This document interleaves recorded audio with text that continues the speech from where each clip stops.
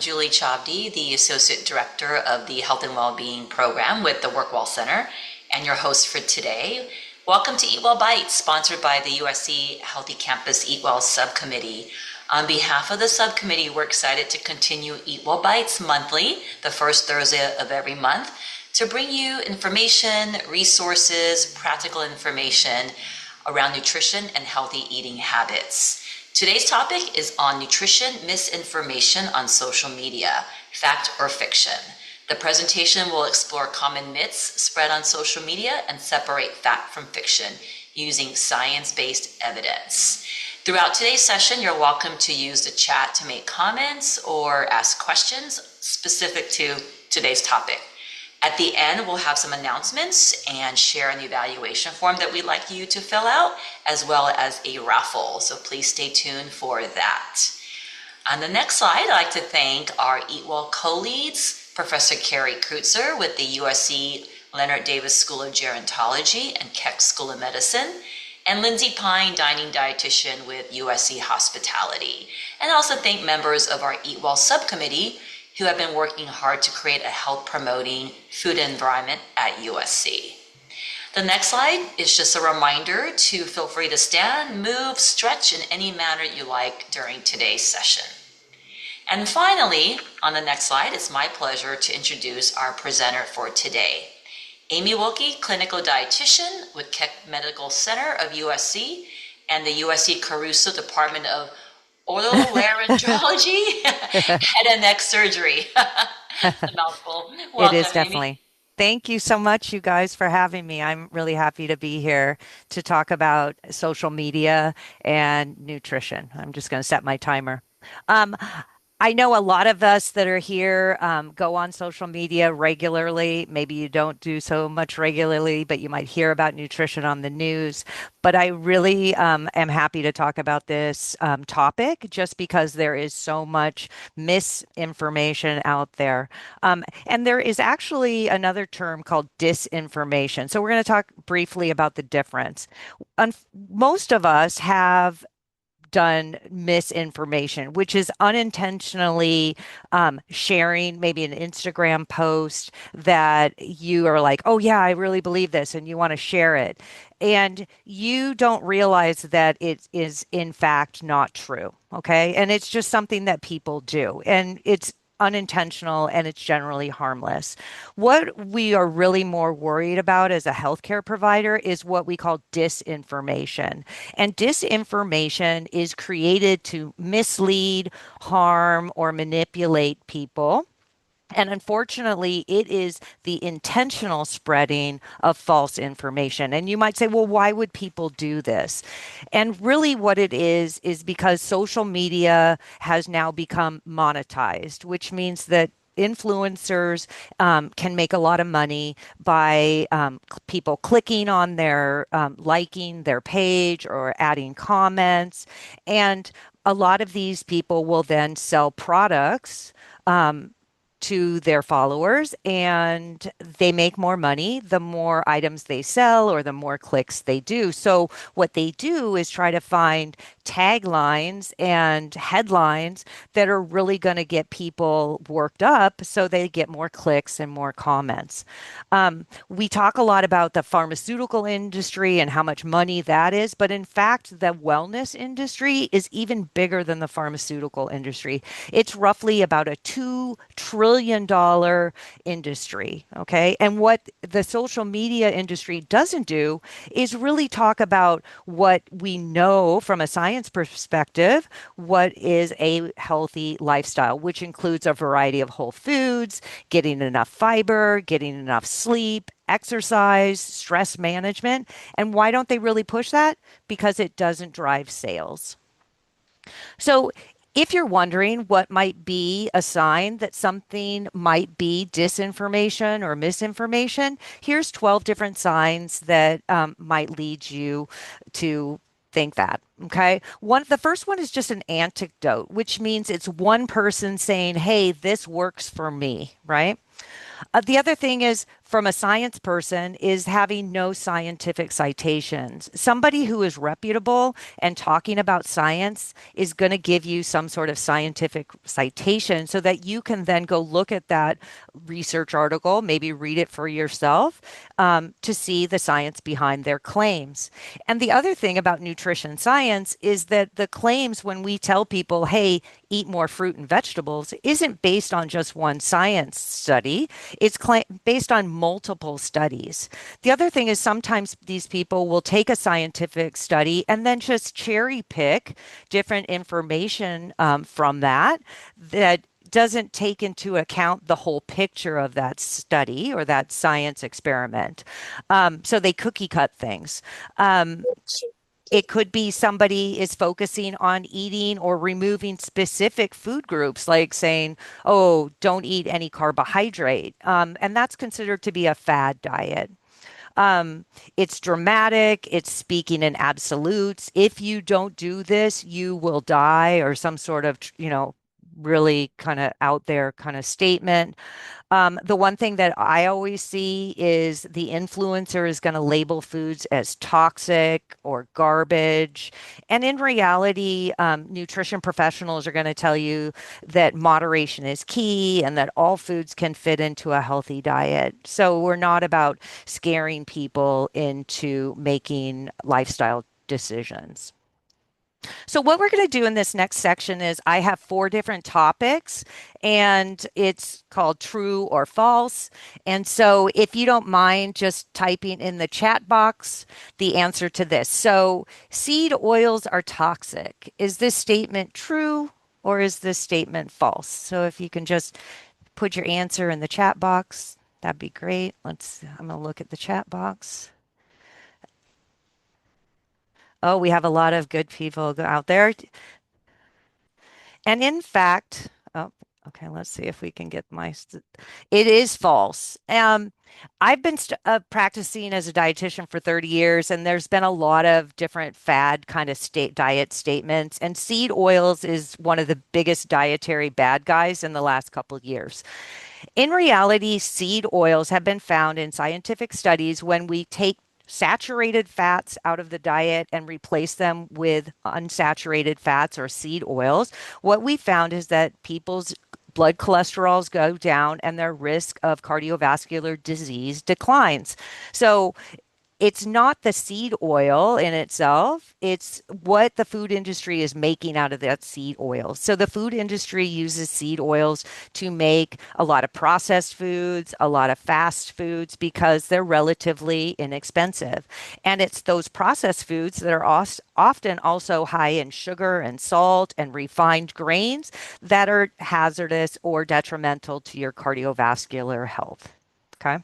And what we usually find is that people that consume a lot of processed foods and saturated or processed foods and fast foods is that they, at the same time, don't consume whole grains, beans and legumes, fruits and vegetables. And that potentially could be problematic as well. The next one, you shouldn't eat fruit because it's too high in sugar. True or false?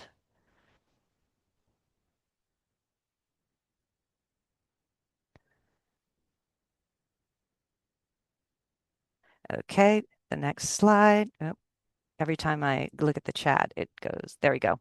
This is false. Fruit does have sugar, but we consider it to be a naturally occurring sugar. And so, as a health and nutrition expert, I would never tell somebody that they shouldn't eat fruit because when you eat whole fruit, so that means you eat an apple or you eat a banana or some berries, what you're getting is a nice little package that includes fiber and other essential nutrients that might include potassium, vitamin C, and folate that are really important for human health. Whole fruit is an important part of a healthy diet, and high intake of fruit has often been linked to lower rates of cardiovascular disease as well as some cancers. What we would discourage is the consumption of fruit juice as opposed to whole fruit, because when you drink fruit juice, you're not necessarily getting the fiber content. And the fiber can also help you feel full longer or provide what we call satiety. The next one is this: raw milk is better for you than regular milk. True or false?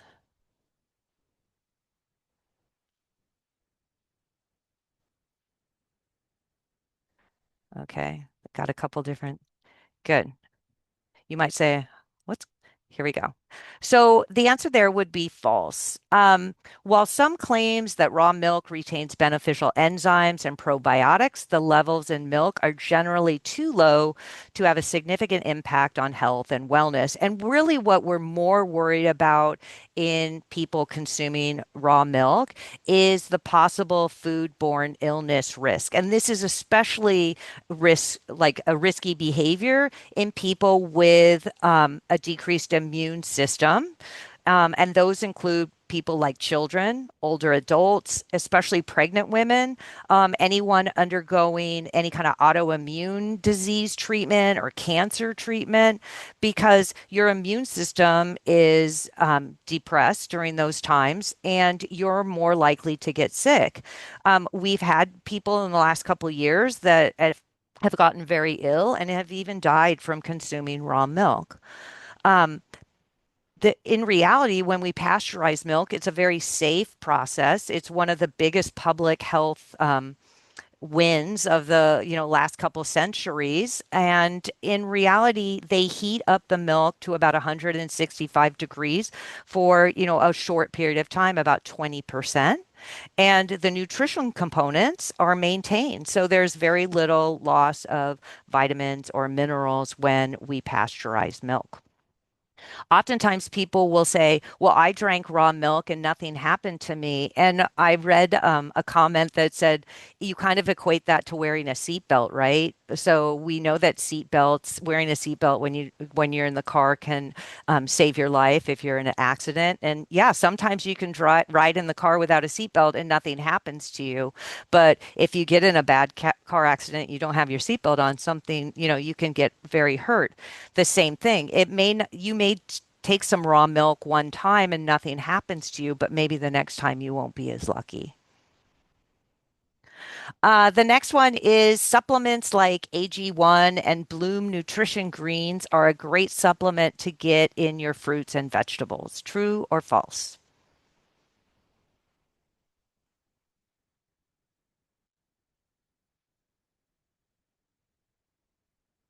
Okay. Um, the answer here it would be false. If you can see that I've done a lot of falses here. And the reason behind that is they really are not a complete substitute for fruits and vegetables. In fact, they can provide you with some vitamins and minerals and maybe some other nutrients, but what they do lack is things like fiber, water, and other phytonutrients that are found in whole fruits and vegetables. When we eat whole foods, meaning you go to the market and you buy fresh vegetables or even canned or frozen vegetables, you're eating the whole fruit food, and that's going to provide you with a balance of nutrients in their natural form, which may be more bioavailable to your body or maybe even more beneficial. The one concern that we have with products like this is that there is no supervision from them. People think that a lot of times that things like vitamins and minerals and these nutrition products like AG1 are regulated by the Food and Drug Administration, but in fact, supplements in the United States are not regulated. So the problem is sometimes the products that you buy, if you're not buying them from a reputable organization, may have some sort of contamination. What we do know about AG1 and the Bloom product is they don't really list out what they've put in it. It's, a blend of fruits and vegetables, but you really don't know how much or what you're getting.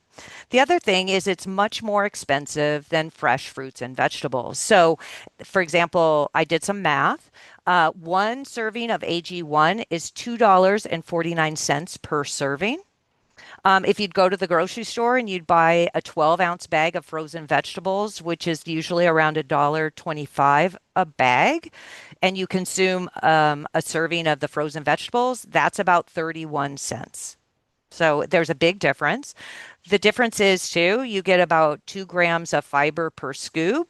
But if you eat the recommended servings of 5 fruits and vegetables a day, you're going to get, at least 15, if not more, grams of fiber per day. So we really don't recommend the AG one. So what does social media do that's correct? Well, it is correct that as a whole, Americans do have some room for change. 95% of us don't eat enough fiber. The recommended amount of fiber that we should be eating a day is around 25 grams or more. Um, Americans just don't eat enough fiber because a lot of us are consuming high amounts of processed food and fast food, which are notoriously low in fiber. The other thing that why we're not meeting our fiber goals is that 90% of us don't eat enough fruits or vegetables per day. Um, so what does that mean? That means we might recommend that you consume at least 5 servings of fruits and vegetables a day, and the average American consumes something like 1 or 2 servings of vegetables a day. The number 3 vegetables that people in the United States consume are lettuce, tomatoes, in the form of ketchup and potatoes. So we're not getting those are notoriously lower in fiber as well, and so we're just not getting our fiber. And you might say, well, what's fiber so important? There's different types of fiber. And eating a high fiber rich diet can do a number of things for you. It can help maintain your weight because it provides satiety or fullness. It can help lower your blood cholesterol, so you're at less risk for cardiovascular disease. And thirdly, it is imperative that you consume fiber for gut health. So it helps exercise your gastrointestinal tract, and it also feeds the good bacteria that live in our colon. And the bacteria in our colon could be a whole nother Eat Bite series. So, um, a couple other things that we could do to help make our diet a little healthier. Cut back on our added sugar. And we're really lucky now that the food industry has adjusted the food label so we can actually see the amount of sugar that is added to certain products. Okay. It doesn't count for the naturally occurring sugars, but it's what the food industry adds into that product to make the food tastier and more palatable to people. Okay. 70% of us are eating too many calories. So we're overeating while at the same time we're not physically active. So 80% of us don't meet the physical activity recommendations for health and wellness, which is about 150 minutes of exercise a week. And I always tell my students when they hear that and they groan, 150 minutes a week, that's about 20 minutes of exercise minimum a day. And then at the same time, it also includes 2 days of strength training. So that might be working with resistance bands or weights or doing yoga. And lastly, about 30% of us don't get enough sleep. So it's recommended that we can sleep about 7 hours a night to regenerate our body. And many of us don't get that those sleep hours in, which could be detrimental to your health because sleep is where your body heals and recovers. And we don't get enough sleep because we're staying up all night looking at social media myths. So, in conclusion, there's some red flag alerts. So, if you, when you're scrolling on social media the next time, look for things like if the person putting the post uses extreme diet and nutrition claims. Um, or if they try to simplify scientific statements like it messes with your hormones or it boosts your immune system, right? Or I started using this product and my hormones balanced out. Also, an overemphasis or reliance on the need for supplements or vitamins for health and wellness. In reality, if you're eating a balanced diet that includes lean protein sources, beans, legumes, fruits, vegetables, and whole grains, you probably don't need a supplement or a vitamin. Okay. The thing to remember about vitamins, the only thing that they're going to cure is a deficiency of that vitamin. And the majority of Americans do not have tons of vitamin deficiencies. Okay. This one size fits all approach. We're all different. We all have different needs. And so we shouldn't think that something that works for one person is going to work 100% in the next. Next is deviation from established nutrition recommendations, right? So if it goes kind of way off the handle, it's probably not evidence-based.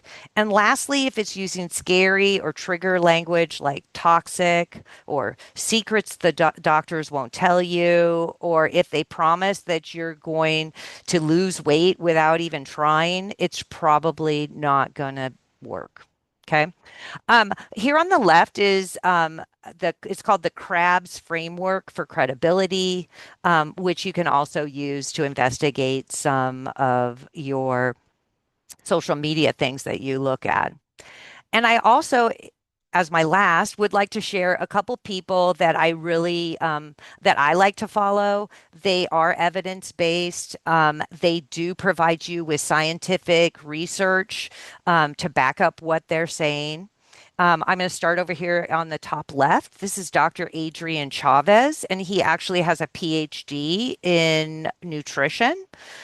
He gives you really good practical based nutrition uh, input. He also has a great podcast that's really easy to listen to. But below him is somebody called the Food Science Babe, who I think was out there to combat a social media influencer called the Food Babe. And she is a chemical engineer, food scientist. So she kind of talks about food additives and safety and things like that. One of my favorites is Dr. Jessica Nudrick, and she's a PhD and she's a registered dietitian as well. And she is very much into public health and wellness. And she has some really great thought-provoking posts, and she always gives you great references to back up what she's saying. And lastly is Dr. Is. And I believe he practices in England, but why I like him is if you can see down at the bottom, it says time for school. He'll have somebody making a post, and then his reply is, it's time for school. And he'll give you the evidence-based reasons and scientific data to basically debunk what that person is saying. So here's four good examples of people on the social media that will give you accurate and valid information. So I'd like to stop here and give you guys a chance to ask some questions. If you're a little shy and you don't want to ask the questions, you can always email me and I'd be more than happy to respond. So let me see if I can. Yeah, thank you so much, Amy. That was so informative and so well presented. Yes, Oh, we do thank have you. questions in the chat, so I'll read them off to you if you want to briefly answer them. Okay, cool. Yeah, the first one is, where do we draw the line with supplements versus actual food nutrition to alleviate vitamin deficiencies? So basically, most registered dietitians will tell you it's always going to be food first by following kind of those guidelines. Like I said, lots of fruits and vegetables, whole grains, beans, lean proteins. I always will say to people, if you feel like you need a supplement, probably the best one to do is just a general multivitamin. I kind of feel like when people start to cherry pick and take a bunch of individual supplements, that can potentially lead to other problems. Um, and there are instances where different chronic diseases can make you more likely to develop vitamin deficiencies, and typically your physician can assess you for those deficiencies. So, for example, the number one nutrient deficiency in the United States is actually iron deficiency anemia, which means you're not consuming enough iron in your diet, and your hemoglobin and hematocrit are low.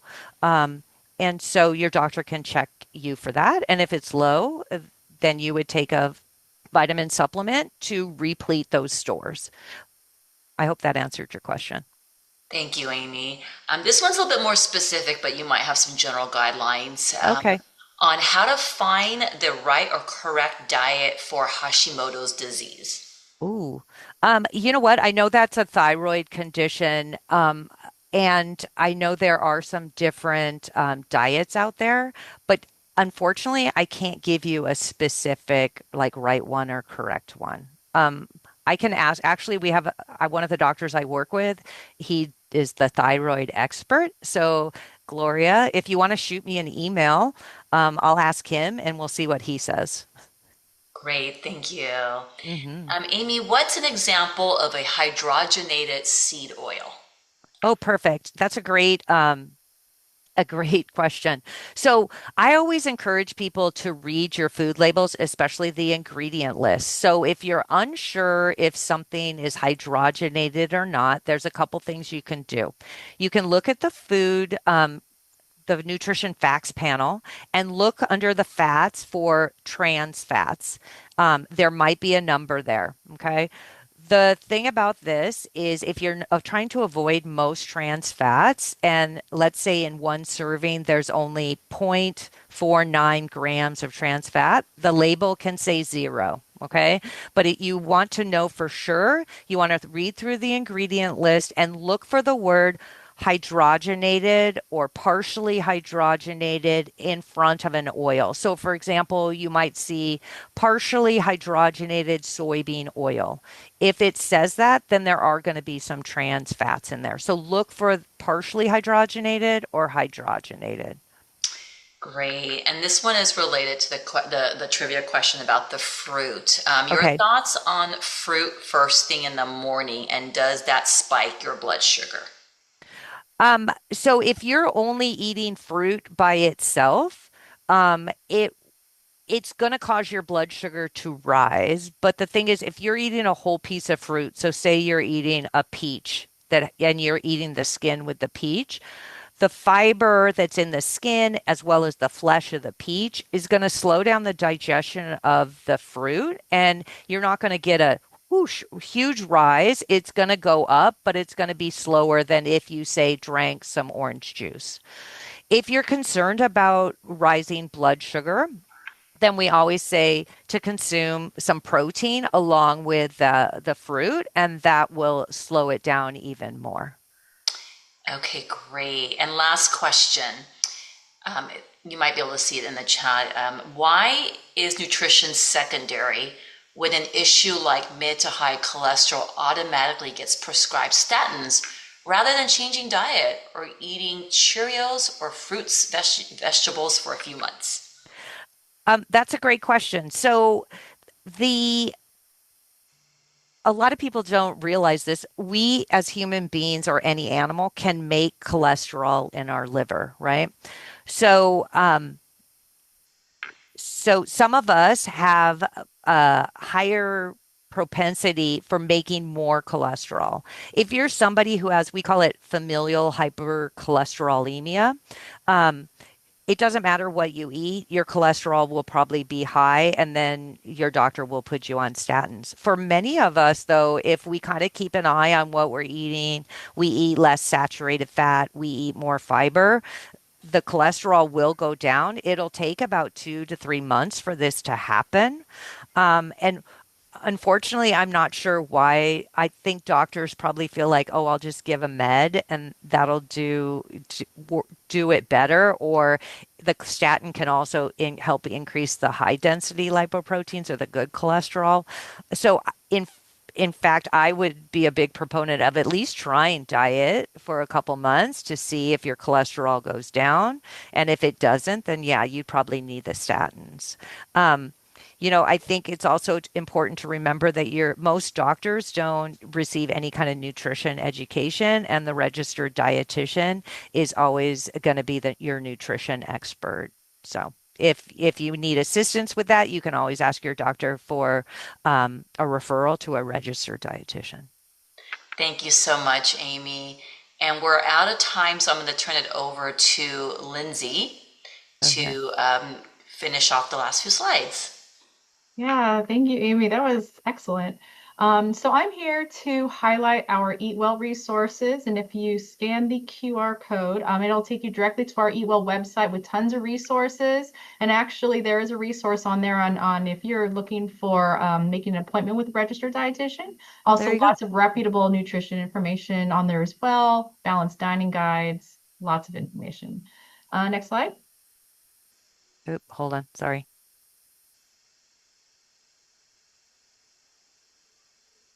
There we go.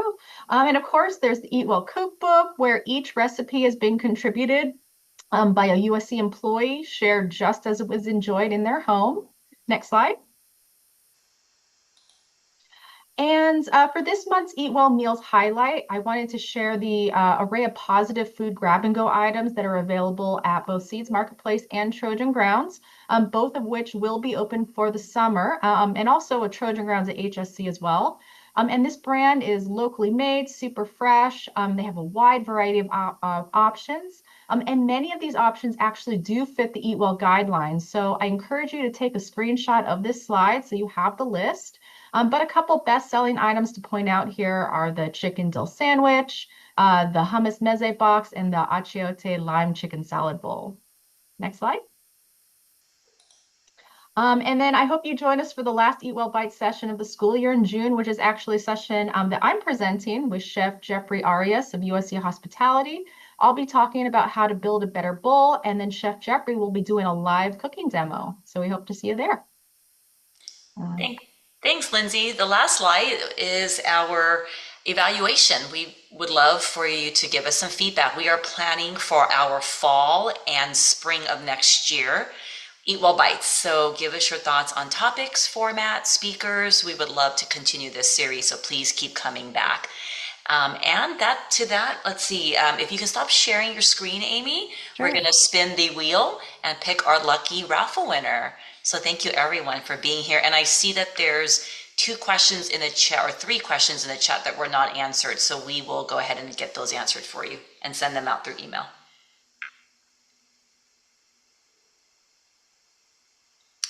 And Suzanne will be in touch with you, lucky raffle winner, to coordinate delivery of your gift card, Melissa Lieberman. So congratulations and thank you everyone for being here. We will see you next month. Have a great May.